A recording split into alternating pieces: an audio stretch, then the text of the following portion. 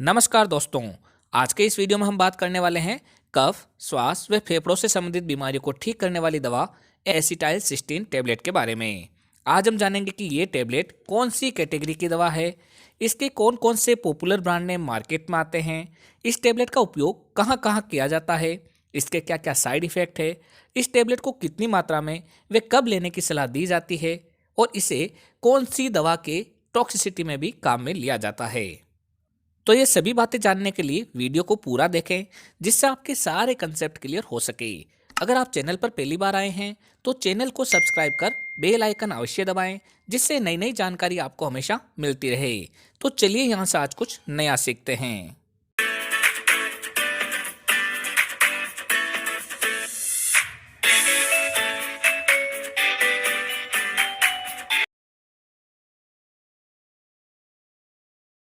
दोस्तों, N acetylcysteine tablet को हम एसिटाइलसिस्टीन के नाम से भी जानते हैं। ये दवा एक म्यूकोलाइटिक एजेंट है जो ब्रोंकाई तथा लंग्स में जमे हुए म्यूकस को लूज करता है तथा साथ ही इसे बाहर निकालने का कार्य करता है।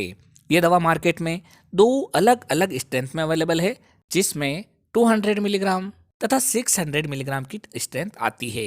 साथ ही ये टैबलेट इफरवेसेंट प्रिपरेशन में भी आती है।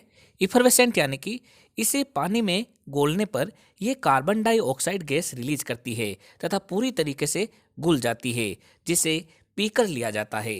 दोस्तों, इसकी साइज बहुत बड़ी होती है, इसलिए इसे निगल कर नहीं लेना है, इसे हमेशा पानी में घोल कर लिया जाता है। अगर हम एन एसिटाइलसिस्टीन टैबलेट के पॉपुलर ब्रांड नेम की बात करें तो वो है सिप्ला लिमिटेड की म्यूसिनेक 600 टैबलेट, समर्थ लाइफ साइंस की म्यूकोमिक्स ईटी टैबलेट, ल्यूपिन लेबोरेटरीज की ल्यूमिनेक टैबलेट, जाइडस कैडिला की म्यूकोटेप टैबलेट, एलनिके लाइफ साइंस की रिनोसेव पी टैबलेट व ग्लेनमार्क फार्मा की म्यूकेरिल टैबलेट। इसके अलावा भी ये दवा आपके एरिया वाइज व डॉक्टर वाइज अलग अलग ब्रांड नेम से मिलेगी। आप इसकी जेनेरिक फॉर्म भी खरीद सकते हैं। जेनेरिक फॉर्म भी उतनी ही इफेक्टिव है जितनी की ब्रांडेड फॉर्म। अगर हम एन एसिटाइलसिस्टीन के पॉपुलर यूजेस के बारे में बात करें तो जैसा कि हमने जाना था कि ये एक म्यूकोलाइटिक एजेंट है जो लंग्स तथा ब्रोंकाई में जमे म्यूकस को ब्रेक डाउन कर कफ को बाहर निकालता है। इसका उपयोग ब्रोंकाइटिस नामक बीमारी में किया जाता है। ये एक प्रकार की स्थिति है जिसमें मरीज की श्वास नली में सूजन आ जाती है, म्यूकस जमा हो जाता है, जिस कारण से प्रॉपर तरीके से मरीज को श्वास नहीं आती है। तब ये दवा डॉक्टर द्वारा प्रेस्क्राइब की जाती है। इसका उपयोग सिस्टिक फाइब्रोसिस नामक बीमारी में भी किया जाता है। इसमें व्यक्ति के लंग्स में म्यूकस प्रोडक्शन करने वाली जो भी सेल्स है वो अत्यधिक एक्टिव हो जाती है, जिससे बहुत ज़्यादा म्यूकस का प्रोडक्शन होने लगता है और इस कारण लंग्स में म्यूकस भी जमा हो जाता है, जिससे व्यक्ति को सांस लेने में बहुत ही ज़्यादा कठिनाई होती है। तब भी ये दवा डॉक्टर द्वारा प्रेस्क्राइब की जाती है। इसका अगला उपयोग है एम्फाइसेमा नामक बीमारी में। ये बीमारी स्मोकिंग यानी कि बीड़ी व सिगरेट पीने वाले व्यक्तियों में बहुत ज़्यादा होती है। इसमें लंग्स के एयर सेक यानी कि एल्यूलाई की सेल्स डैमेज हो जाती है, जिस कारण से भी व्यक्ति को सांस लेने में समस्या होती है। तब भी ये दवा डॉक्टर द्वारा प्रेस्क्राइब की जाती है। अगर किसी व्यक्ति को क्रोनिक वेट कफ हो यानी कि काफ़ी लंबे समय से कफ वाली खांसी चल रही हो, छाती पे कफ जम गया हो तथा बाहर नहीं आ पा रहा हो, श्वास लेने पर गड़गड़ाहट की आवाज़ आ रही हो, तब भी ये टैबलेट डॉक्टर द्वारा प्रेस्क्राइब की जाती है और ये कफ को निकालकर बाहर कर देती है। दोस्तों, इन सभी बीमारियों के अलावा इस टैबलेट का उपयोग पैरासीटामोल नामक दवा की पॉइजनिंग में भी किया जाता है, यानी कि ये पैरासीटामोल पॉइजनिंग की बेस्ट एंटीडोट दवा है।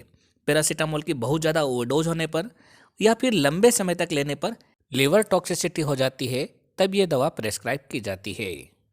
इसके अलावा इस टैबलेट का उपयोग अस्थमा में तथा आंखों के डॉक्टर द्वारा ड्राई आई सिंड्रोम में भी किया जाता है।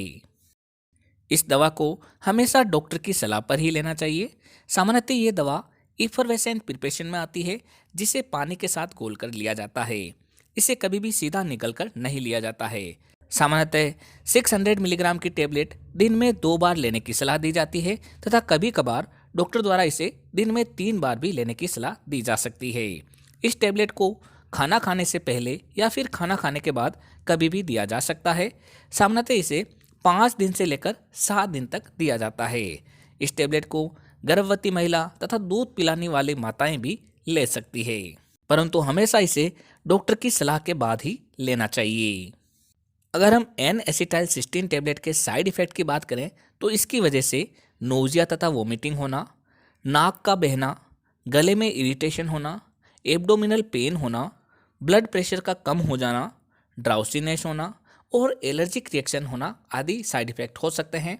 ये वाले साइड इफेक्ट या फिर इसके अलावा और भी कोई साइड इफेक्ट लगे तो तुरंत इस दवा को बंद कर अपने डॉक्टर की सलाह लेनी चाहिए।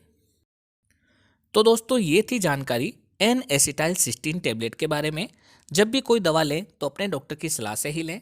इसी तरीके के वीडियो देखने के लिए हमारे चैनल को सब्सक्राइब कर बेल आइकन अवश्य दबाएं, जिससे नई नई जानकारी आपको सही समय पर मिल सके।